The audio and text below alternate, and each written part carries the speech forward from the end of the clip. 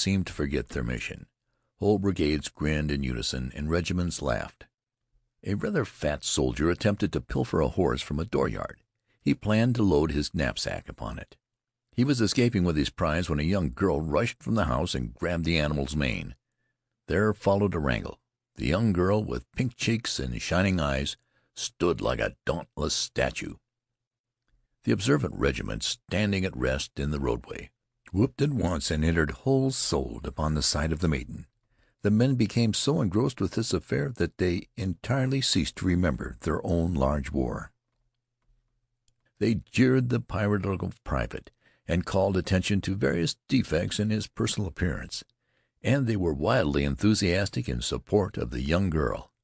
To her, from some distance, came bold advice. "Hit him with a stick." There were crows and catcalls showered upon him when he retreated without the horse. The regiment rejoiced at his downfall. Loud and vociferous congratulations were showered upon the maiden, who stood panting and regarding the troops with defiance. At nightfall the column broke into regimental pieces, and the fragments went into the fields to camp. Tents sprang up like strange plants. Campfires like red, peculiar blossoms dotted the night. The youth kept from intercourse with his companions as much as circumstances would allow him. In the evening he wandered a few paces into the gloom. From this little distance the many fires, with the black forms of men passing to and fro before the crimson rays, made weird and satanic effects. He lay down in the grass. The blades pressed tenderly against his cheeks. The moon had been lighted and was hung in the tree-top. The liquid stillness of the night enveloping him made him feel a vast pity for himself. There was a caress in the soft winds, and the whole mood of the darkness, he thought, was one of sympathy for himself in his distress. He wished without reserve that he was at home again, making the endless rounds from the house to the barn, from the barn to the fields, from the fields to the barn, from the barn to the house. He remembered he had often cursed the brindle cow and her mates, and had sometimes flung milking stools, but from his present point of view there was a halo of happiness about each of their heads, and he would have sacrificed all the brass buttons on the continent to have been enabled to return to them.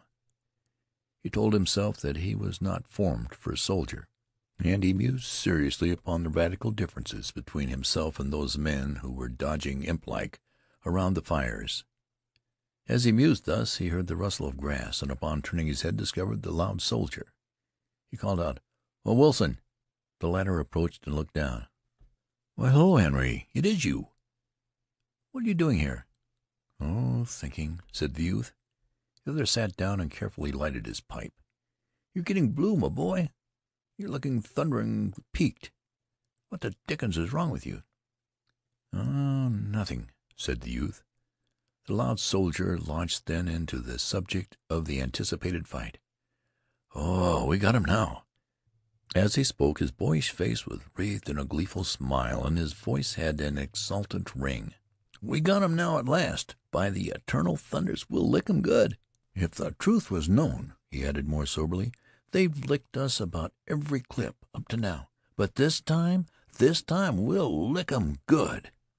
"I thought you was objecting to this marching a little while ago," said the youth coldly. "Oh, that wasn't it," explained the other. "I don't mind marching, if there's going to be a fighting at the end of it. What I hate is this getting moved here and there, with no good coming of it as far as I can see, excepting sore feet and damned short rations." "Well, Jim Conklin says we'll get a plenty of fighting this time." "He's right for once, I guess, though I can't see how it come. This time we're in for a big battle, and we've got the best end of it, certain sure. Gee rod, how we will thump 'em." He arose and began to pace to and fro excitedly. The thrill of his enthusiasm made him walk with an elastic step. He was sprightly, vigorous, fiery in his belief in success. He looked into the future with clear, proud eye, and he swore with the air of an old soldier. The youth watched him for a moment in silence. When he finally spoke, his voice was as bitter as dregs. "You're going to do great things, I suppose." The loud soldier blew a thoughtful cloud of smoke from his pipe. "Oh, I don't know," he remarked with dignity. "I don't know. I suppose I'll do as well as the rest. I'm going to try like thunder." He evidently complimented himself upon the modesty of his statement. "How do you know you won't run when the time comes?" asked the youth. "Run?" said the loud one. "Run? Of course not." He laughed. "Well," continued the youth, "lots of good enough men have thought they was going to do great things before the fight, but when the time came, they skedaddled." "Oh, that's all true, I suppose," replied the other, "but I'm not going to skedaddle. The man that bets on my running will lose his money, that's all." He nodded confidently. "Oh, shucks," said the youth. "You ain't the bravest man in the world, are you?" "No, I ain't," exclaimed the loud soldier indignantly. "And I didn't say I was the bravest man in the world, neither. I said I was going to do my share of the fighting. That's what I said. And I am, too. Who are you, anyhow?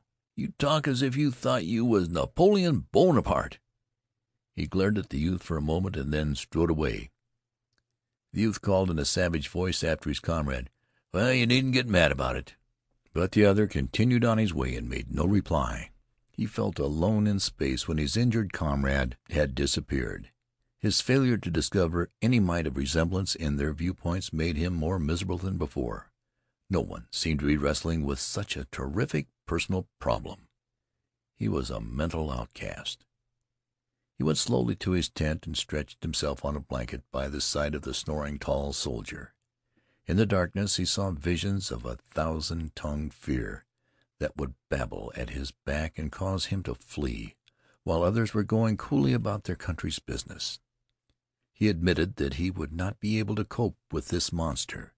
He felt that every nerve in his body would be an ear to hear the voices, while other men would remain stolid and deaf. And as he sweated with the pain of these thoughts, he could hear low, serene sentences. "I'll bid 5. Make it 6. 7. 7 goes."